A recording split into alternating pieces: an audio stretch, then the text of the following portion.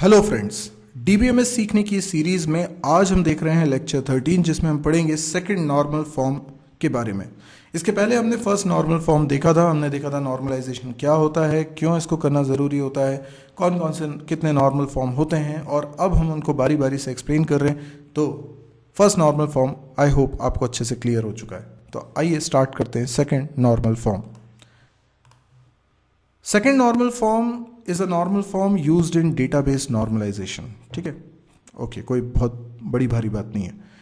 इसको originally EF cord, जिन्होंने ये कॉर्ड रूल्स बनाए थे, डेटाबेस मैनेजमेंट सिस्टम की एक बहुत ही बढ़िया थ्योरी दी थी, उन्होंने सेकेंड नॉर्मल फॉर्म बनाया।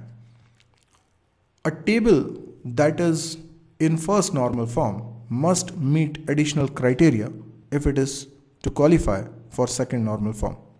यदि हम डेटा को रखने के लिए डेटाबेस डिज़ाइन करना चाहते हैं तो हमने सबसे पहले वो टेबल्स इमेजिन करी जिसमें कि हम डेटा को रखेंगे। हमने देखा कि वो टेबल नॉर्मलाइज है या नहीं है। नॉर्मलाइजेशन क्यों करना चाहिए इसके बारे में हम पिछले वीडियो में डिस्कस कर चुके हैं, तो मैं उन बातों को नहीं दोहराना चाहता। आप पिछला वीडियो नहीं देख पाए हैं तो पहले उसको ज़रूर देखिएगा। तो मेरा ये कहना है कि जो टेबल्स बनी होती हैं उसके अंदर हम डेटा रखते हैं। अगर किसी भी फील्ड में मल्टीपल वैल्यूज स्टोर हो रही हैं, एटॉमिक वैल्यू नहीं है, तो वो फर्स्ट नॉर्मल फॉर्म में नहीं है। तो अगर हमने ऑलरेडी उसमें फर्स्ट नॉर्मल फॉर्म में सिचुएशन को ले आए हैं, तो सेकंड नॉर्मल फॉर्म में लाने के लिए एक तो वो फर्स्ट नॉर्मल फॉर्म में आ चुका हो, ये ज़रूरी है, प्राइमरी कंडीशन है। अगर डेटाबेस में कोई टेबल मुझे दिखाई जाती है, उसमें कुछ कॉलम्स हैं और मुझे ये बताना है कि ये फर्स्ट नॉर्मल फॉर्म में कि सेकंड नॉर्मल फॉर्म में या थर्ड नॉर्मल फॉर्म में, तो मुझे क्या करना होगा? सबसे पहले चेक करना होगा क्या ये फर्स्ट नॉर्मल फॉर्म में। ओके, फर्स्ट नॉर्मल फॉर्म में है। फिर मैं चेक करूँगा सेकंड नॉर्मल फॉर्म में है क्या, क्योंकि सेकंड नॉर्मल फॉर्म में तभी हो सकता है जब पहले वो फर्स्ट नॉर्मल फॉर्म के क्राइटेरिया को फुलफिल करे। और यही बात आगे भी लागू होगी, मतलब थर्ड नॉर्मल फॉर्म में तभी ये हो सकता है जब वो सेकंड नॉर्मल फॉर्म को सेटिस्फाई करता हो। तो हम देखते हैं कि क्या कंडीशंस होंगी कि वो सेकंड नॉर्मल फॉर्म में। फर्स्ट नॉर्मल फॉर्म में तो होना ही चाहिए, एडिशनल क्या कंडीशन है उसको देखते हैं। तो एक formal statement, second normal form states that it should meet all the rules of first normal form. पहली बात तो यही है कि अगर कोई टेबल सेकंड नॉर्मल फॉर्म में है तो फर्स्ट नॉर्मल फॉर्म के रूल्स को तो सेटिस्फाई करेगी करेगी। And there must be no partial dependency of any of the columns on the primary key। Okay, ये जो पार्शियल डिपेंडेंसी की बात हो रही है, पहले तो ये समझ में आया कि डिपेंडेंसी ऑन प्राइमरी की का क्या मतलब है। डिपेंडेंसी ऑन प्राइमरी की, तो जैसे मैं एक टेबल बनाता हूँ, लेट्स से एक टेबल है, इसका कुछ नाम रख लेते हैं, let's say student. Student table में ऑब्वियसली एक मैंने रोल नंबर नाम का कॉलम बनाया हुआ है और ये प्राइमरी की भी होगी। प्राइमरी की क्या है? वो इंफॉर्मेशन जिससे रिकॉर्ड्स यूनिकली आइडेंटिफाई हो सकते हैं। तो किसी का रोल नंबर 1 है, किसी का 2 है, किसी का 3 है, किसी का 4 है, किसी का 5 है, हर एक का रोल नंबर डिफरेंट होगा। इसलिए स्टूडेंट्स को यूनिकली आइडेंटिफाई करने के लिए रोल नंबर बिल्कुल सही चुनाव है। अब मैंने स्टूडेंट का कुछ नाम रखा। अच्छा, नाम तो रिपीट भी हो सकते हैं ना, हो सकता है फर्स्ट रोल नंबर जिसका है उसका नाम भी अमित है और सेकंड रोल नंबर जिसका है उसका नाम भी अमित हो सकता है, बिल्कुल हो सकता है, दो लोग एक ही नाम के हो सकते हैं। ठीक है, फिर और भी स्टूडेंट्स हैं, राहुल है, रवि है, रोमेश है, ऐसे कई सारे स्टूडेंट्स हो सकते हैं। और भी कई सारी इंफॉर्मेशन हो सकती है, जैसे फ़ोन नंबर हो सकता है, ईमेल आईडी हो सकता है, राइट। तो कई सारी ऐसी इंफॉर्मेशन हो सकती है। मैं कहूँगा कि ये जो फ़ोन नंबर है ये प्राइमरी की पे डिपेंड कर रहा है, नेम है ये प्राइमरी की पे डिपेंड कर रहा है। क्यों डिपेंड कर रहा है? क्योंकि name, phone number, email ID वो इंफॉर्मेशन है जो रोल नंबर के कारण यूनिकली आइडेंटिफाई हो रही है कि वो किसको बिलोंग कर रही है। अब जैसे नाम देखें तो नाम तो रिपीट हो रहा है, अमित अमित 2 बार आ रहा है ना। तो फ़ोन नंबर ये वाला कौन से वाले अमित का है ये कैसे पता चलेगा? पहले वाले अमित का है कि दूसरे वाले अमित का है, ये क्लियर नहीं हो रहा है। ये ईमेल आईडी कौन से वाले अमित का है, नहीं पता। तो यूनिकली आइडेंटिफाई करने के लिए हम बोल सकते हैं कि ये फ़ोन नंबर उसका है जिसका रोल नंबर 1 है, ये फ़ोन नंबर उसका है जिसका रोल नंबर 2 है, तो कोई कन्फ्यूजन नहीं होगा। तो रोल नंबर प्राइमरी की है और ये ऐसी की है जिस पर नेम, फ़ोन नंबर और ईमेल आईडी तीनों डिपेंड कर रहे हैं, तो इसको बोलते हैं डिपेंडेंसी। अब पार्शियल डिपेंडेंसी का मतलब क्या है? तो पार्शियल डिपेंडेंसी का मतलब समझने के लिए मैं एक दूसरा एग्जाम्पल लेता हूँ, ठीक है। तो एक और एग्जाम्पल। अच्छा, इस एग्जाम्पल को समझने के लिए अभी मैं इस स्टेटमेंट को पूरा क्लियर कर रहा हूँ, आपको एग्जाम्पल से ही क्लियर कर रहा हूँ। तो पहले एग्जाम्पल समझिए। मान लीजिए स्टूडेंट नाम की एक टेबल है, तो उसमें कॉलम कौन कौन से हैं? Student ID, name, email, phone, batch ID, start date, course. मतलब अब कोई स्टूडेंट है, फॉर एग्जांपल किसी कोचिंग इंस्टीट्यूट के लिए हम सॉफ्टवेयर बना रहे हैं और हमें एक स्टूडेंट की इन्फॉर्मेशन रखनी है, तो हमें ये भी इन्फॉर्मेशन रखनी है कि वो किस बैच में एडमिशन लिया उसने। अच्छा, आप जानते हैं कि एक स्टूडेंट एक से ज़्यादा बैच में भी एडमिशन ले सकता है ना। तो ये जो टेबल होगा उसमें प्राइमरी की 2 एट्रीब्यूट्स को मिला के बनाई जाएगी, मतलब स्टूडेंट आईडी और बैच आईडी, इन दोनों को मिलाकर हम प्राइमरी की बना सकते हैं, राइट। तो देखिएगा आप, सबसे पहले मैंने कहा स्टूडेंट आईडी, स्टूडेंट आईडी, ठीक। दूसरा है बैच आईडी, बैच आईडी, ठीक है। और क्या है? और भी बहुत सारी इंफॉर्मेशन है, जैसे नेम है, ईमेल आईडी है, फ़ोन नंबर है। तो मैं शॉर्ट में लिख देता हूँ, name, email ID, phone number, ठीक है। और क्या है? स्टार्ट डेट, बैच की स्टार्टिंग डेट क्या है, किस कोर्स का बैच है, ठीक है। तो मैंने लिख दिया स्टार्ट डेट कोर्स, है ना। और क्या है? बैच साइज, कितने स्टूडेंट्स का एक बैच है, तो batch size, batch time, faculty. तो बैच साइज, बैच टाइम और फैकल्टी। जरा सोचिए इस टेबल के अंदर कितने सारे कॉलम्स हैं, काउंट करिए कितने कॉलम्स हैं। तो आप देख सकते हैं कि इसके अंदर कई सारे कॉलम्स हैं। ये देखिए, अब मेरी ड्राइंग कोई बहुत अच्छी नहीं है, ठीक है, तो आप थोड़ा सा ड्राइंग को बियर करिएगा, और ना ही मेरी हैंडराइटिंग अच्छी है। ओके,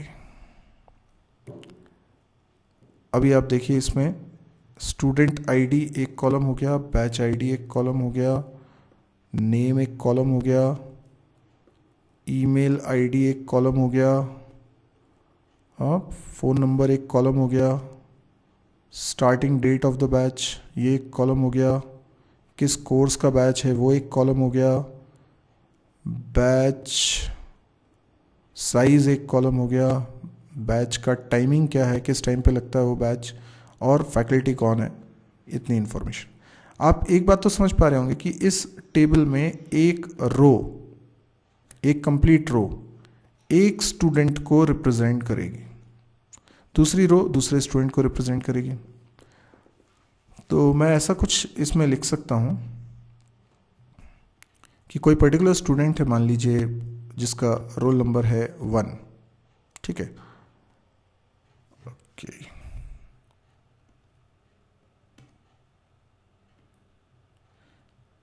स्टूडेंट है जिसका रोल नंबर 1 है, ठीक है। एक स्टूडेंट है जिसका रोल नंबर 2 है, एक स्टूडेंट है जिसका रोल नंबर 3 है, एक स्टूडेंट है जिसका रोल नंबर 4 है। हो सकता है स्टूडेंट 1 जो है वो बैच नंबर 2 में हो, और जो स्टूडेंट 2 है वो भी बैच नंबर 2 में हो, और जो स्टूडेंट 3 है वो बैच नंबर 1 में हो सकता है, स्टूडेंट 4 है वो भी बैच नंबर 1 में हो सकता है। इस तरीके से हो सकते हैं, ठीक है। अब मुझे ये बताइए कि जो नेम है ये किस पे डिपेंड कर रहा है। मैंने इन दोनों को, स्टूडेंट आईडी और बैच आईडी को, दोनों को मिलाकर प्राइमरी की बनाने का निश्चय किया है। तो ये 2 मिलकर प्राइमरी की है, ध्यान रखिएगा, एक अकेला नहीं, ये दोनों। तो ये जो दोनों मिलकर प्राइमरी की है, समझ लीजिए मैंने इनको मिलाकर प्राइमरी की बनाया। अब मैं आपसे सवाल पूछ रहा हूँ कि बताइए ये जो नेम है ना, ये किस पे डिपेंड कर रहा है? ये पूरे पे डिपेंड कर रहा है, स्टूडेंट आईडी और बैच आईडी दोनों पे कर रहा है, या किसी एक पे कर रहा है डिपेंड? नेम सिर्फ स्टूडेंट आईडी से यूनिकली आइडेंटिफाई हो रहा है, बैच से नहीं। तो नेम किस पे डिपेंड कर रहा है? नेम डिपेंड कर रहा है स्टूडेंट आईडी पे। समझ में आया? ईमेल बैच आईडी का नहीं है, ईमेल स्टूडेंट आईडी का है। मतलब ईमेल भी एक ऐसी इंफॉर्मेशन है जो स्टूडेंट आईडी से, स्टूडेंट आईडी पे डिपेंड करती है। फ़ोन नंबर बैच का नहीं हो सकता, फ़ोन नंबर भी स्टूडेंट का होगा। तो फ़ोन नंबर भी किस पे डिपेंड कर रहा है? स्टूडेंट आईडी पे। अच्छा, उसके बाद क्या है? स्टार्टिंग डेट बैच की है, तो स्टार्टिंग डेट किस पे डिपेंड कर रही है? बैच आईडी पे। कोर्स किस पे डिपेंड कर रहा है? स्टूडेंट आईडी पे थोड़ा ना, क्योंकि एक स्टूडेंट तो कई कोर्सेज ज्वाइन कर सकता है ना। तो ये जो कोर्स है ये भी बैच आईडी पे डिपेंड कर रहा है। बैच का जो साइज़ है वो भी तो स्टूडेंट आईडी पे नहीं, सिर्फ बैच आईडी पे डिपेंड कर रहा है। बैच टाइमिंग ये भी बैच आईडी पे डिपेंड कर रहा है। फैकल्टी भी बैच आईडी पे डिपेंड कर रहा है। यानी आपने देखा कि कुछ एट्रीब्यूट्स ऐसे हैं जो स्टूडेंट आईडी पे डिपेंड कर रहे हैं और कुछ एट्रीब्यूट्स ऐसे हैं जो बैच आईडी पे डिपेंड कर रहे हैं। तो हम ये बोलेंगे कि ये पार्शियल डिपेंडेंसी है। पार्शियल मतलब एक तो होता है फुल कंप्लीट, और पार्शियल मतलब कुछ हिस्सा, पूरा नहीं, थोड़ा सा। तो सारे कॉलम्स नहीं, कुछ कॉलम्स, कुछ एट्रीब्यूट्स अकेले स्टूडेंट आईडी पे डिपेंड कर रहे हैं और कुछ एट्रीब्यूट्स अकेले बैच आईडी पे डिपेंड कर रहे हैं। तो प्राइमरी की जिन दो एट्रीब्यूट्स को मिलाकर आप बनाने का सोच रहे हैं, उसमें से एक एट्रीब्यूट पे ही कुछ डिपेंड कर रहे हैं और दूसरे एट्रीब्यूट पे कुछ डिपेंड कर रहे हैं। तो ये पार्शियल डिपेंडेंसी कहलाएगी, कंप्लीट डिपेंडेंसी नहीं है। तो पार्शियल डिपेंडेंसी नहीं होनी चाहिए, ये कहना है सेकंड नॉर्मल फॉर्म का। देखिए, there must be no partial dependencies of any of the column on the primary key. तो दोनों पे डिपेंड होता तो ठीक होता, किसी एक पे डिपेंड है तो ये पार्शियल डिपेंडेंसी है। तो नेम जो है, या मैं बोलूँ बैच साइज, अब बैच साइज स्टूडेंट पे थोड़ा ना डिपेंड कर रहा है, स्टूडेंट आईडी पे डिपेंड नहीं कर रहा, वो बैच आईडी पे डिपेंड कर रहा है। तो ये पूरे पे डिपेंड ना करते हुए, पूरा मतलब अगर स्टूडेंट आईडी और बैच आईडी दोनों पर डिपेंड कर रहा होता बैच साइज, तो मैं कहता पूरे पे डिपेंड कर रहा है। अभी सिर्फ बैच आईडी पे डिपेंड कर रहा है, इसलिए मैं बोलूँगा पार्शियल डिपेंडेंसी है। तो अगर पार्शियल डिपेंडेंसी है तो आपको इस टेबल को ब्रेक करके दो टेबल्स बना देना चाहिए। कौन से दो टेबल्स? एक टेबल बना देते हैं स्टूडेंट नाम का, ठीक है, ये स्टूडेंट नाम का टेबल हो गया, जिसमें क्या क्या आ जाएगा? स्टूडेंट आईडी आ जाएगा, ठीक है, नेम आ जाएगा, ईमेल आईडी आ जाएगा, फ़ोन नंबर आ जाएगा, इतनी चीज़ें आ जाएंगी।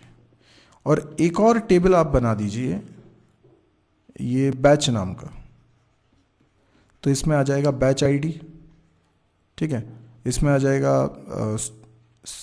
स्टार्टिंग डेट, इसमें आ जाएगा कोर्स, इसमें आ जाएगा बैच साइज, इसमें आ जाएगा बैच टाइम, और इसमें आ जाएगा फैकल्टी। इतनी चीज़ें बैच टेबल में आ जाएंगी। और हम इंट्रोड्यूस कर दें एक और बीच में टेबल, ठीक है, और इसमें मैं रख दूं स्टूडेंट आईडी और बैच आईडी, ठीक है। तो जैसे स्टूडेंट आईडी 1 है तो यहाँ पर कोई स्टूडेंट था 1, और बैच आईडी 2 है तो यहाँ पे कोई बैच आईडी है 2, तो पता चल रहा है स्टूडेंट 1 जो है वो बैच 2 में है और स्टूडेंट 2 भी बैच 2 में है। तो इस तरीके से हम कर सकते हैं। इनफैक्ट यहाँ से भी कुछ कॉलम्स ऐसे लग रहे हैं जैसे स्टार्टिंग डेट, ठीक है, तो स्टार्टिंग डेट भी कहाँ हो सकती है? यहाँ हो सकती है,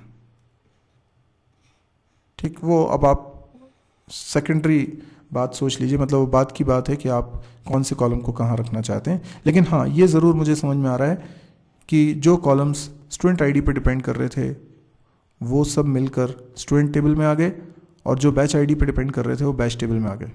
अब स्टूडेंट और बैच में जो रिलेशनशिप है उसको दर्शाने के लिए हमने बीच में एक नया टेबल इंट्रोड्यूस कर दिया। तो ये हमने टेबल्स को सेकंड नॉर्मल फॉर्म में ले आए। अब आप देखिए कोई भी टेबल इनमें से, तीनों में से जो भी कॉलम्स है वो सिर्फ अपनी प्राइमरी की पे ही डिपेंड कर रहे हैं, इसलिए अब पार्शियल डिपेंडेंसी इसमें खत्म हो चुकी है। तो हम क्या बोलेंगे, ये सेकंड नॉर्मल फॉर्म में।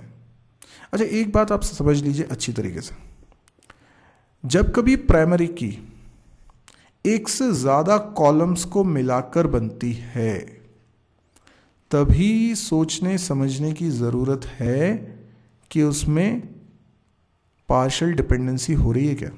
अब अगर किसी टेबल में प्राइमरी की एक ही है, एक ही कॉलम को मिलाकर बन रहा है, तो फिर सारे के सारे जो कॉलम्स हैं इस टेबल के वो सब इस प्राइमरी की पे डिपेंड करने चाहिए। That's it. पार्शियल डिपेंडेंसी तो यहाँ हो ही नहीं सकती।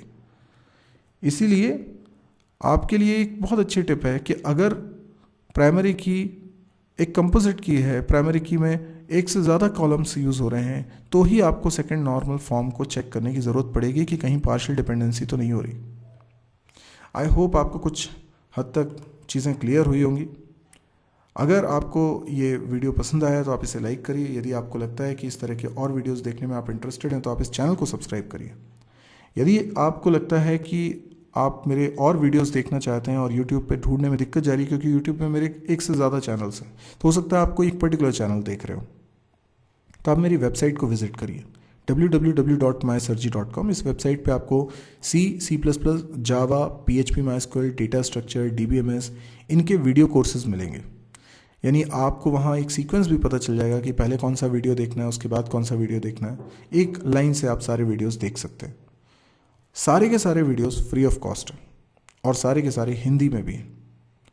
इसके अलावा वहाँ पे प्रोग्रामिंग एक्सेस से रिलेटेड वीडियोस भी हैं, कैंपस प्रिपरेशन से रिलेटेड वीडियोस भी हैं। तो यदि आप उसको देखेंगे तो आप देखेंगे कि वहाँ हर रोज़ एक नया वीडियो अपलोड होता है। तो बड़े काम की वेबसाइट हो सकती है। और अगर आपको लगे कि ये काम की है तो बहुत सारे और भी लोग हैं जिनके काम की हो सकती है। आप देखते हैं कि बहुत सारे लोग हैं जिनकी फाइनेंशियल कंडीशन ठीक नहीं है, कई लोगों को इंग्लिश में प्रॉब्लम होती है, कई लोग ऐसी जगह पर रहते हैं जहाँ पे सुविधाएं नहीं हैं। ऐसे बहुत सारे लोग हैं जिन तक ये वीडियोस पहुँचना चाहिए, क्योंकि अगर वो पहुँचेगा और उन्हें चीज़ें समझ में आ रही हैं, आपको पसंद आ रहे हैं वीडियोस, समझ में आ रही है, तो उनके अंदर कॉन्फिडेंस डेवलप होगा और वो मेन स्ट्रीम में आ सकते हैं। यानी हो सकता है कि उन्हें चीज़ें समझ में नहीं आ रही थी इसलिए वो पिछड़ रहे थे, लेकिन एक बार उनको चीज़ें समझ में आने लगी तो उनका हुनर सामने आएगा और वो अपनी लाइफ में एक्सेल कर पाएंगे। तो ऐसा मौका सभी को मिलना चाहिए। इसीलिए मैंने ये सारे वीडियोस फ्री ऑफ कॉस्ट रखे हैं। लेकिन मैं इसको फैलाऊं कैसे, क्योंकि फ्री में प्रोवाइड कर रहा हूं तो मैं मार्केटिंग पे खर्चा नहीं कर सकता। तो मेरी आपसे रिक्वेस्ट है कि आप इनको जितना हो सकता है शेयर करिए। अपने फेसबुक वॉल पे आप वीडियो को शेयर कर सकते हैं। आप इस वेबसाइट का लिंक अपने फेसबुक वॉल पे डाल सकते हैं, तो कम से कम आपके जितने फ्रेंड्स हैं उनको इसके बारे में पता चलेगा। Thank you.